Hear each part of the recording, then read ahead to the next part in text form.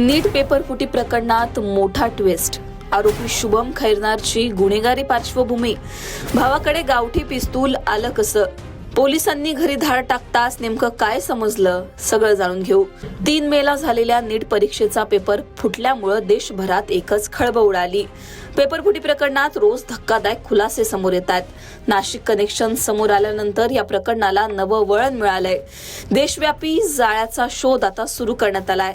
नाशिकमधील शुभम खैरनार याला सीबीआयनं अटक केल्यानंतर आता एक धक्कादायक माहिती समोर आली आहे। या संपूर्ण रॅकेटचे धागेदोरे उलगडण्यासाठी पोलीस जेव्हा शुभम खैरनार याच्या नाशिक येथील राहत्या घरी पोहोचले तेव्हा त्यांना एक धक्कादायक गोष्ट समजली। खैरनारच्या राहत्या घरात नाशिक पोलिसांचं पथक दाखल झालं। सुधा अपार्टमेंटमधील घराची झाडाझडती यावेळी घेण्यात आली। त्याच्या फ्लॅटवर धाड टाकली तेव्हा तिथं त्याचा भाऊ त्याचबरोबर आणखी 2-3 उपस्थित होते। पोलिसांनी यावेळी सगळ्यांची चौकशी केली तेव्हा शुभमच्या भावाबद्दल एक धक्कादायक गोष्ट समजली। शुभम खैरनारचा भाऊ भावेश खैरनार याच्याकडून काही दिवसांपूर्वी गावठी कट्टा जप्त करण्यात आला होता। नांदगाव पोलिसांनी त्याला अटक करून त्याच्यावर गुन्हा देखील दाखल केला होता, अशी माहिती आता मिळतेय।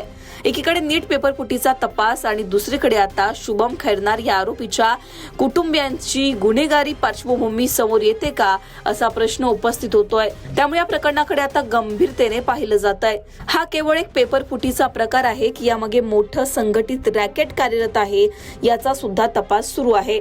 खैरनार नंतर आता आणखी एका संशयिताला पोलिसांनी ताब्यात घेतलंय।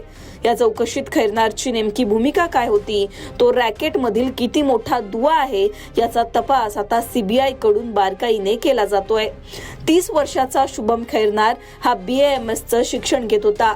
शुभम खैरनार याने नीटचा पेपर 10 लाख रुपयाला विकत घेतला आणि तो पुढे 15 लाख रुपयांना विकला, असा आरोप त्याच्यावर आहे।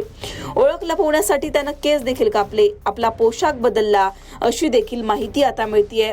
शुभम खैरनारच्या चौकशीतून मोठे खुलासे होण्याची शक्यता आता व्यक्त केली जातेय।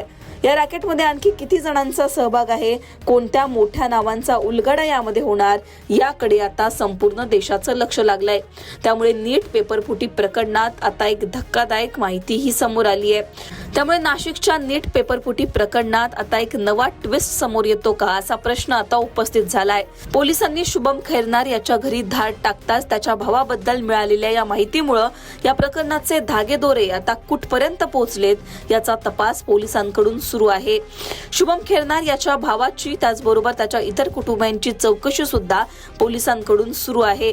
त्याच्या भावावर गावठी कट्टा असल्याचा गुन्हा दाखल झाल्यामुळे आता पोलीस या सगळ्या प्रकरणाचा बारकाईनं तपास करतायत।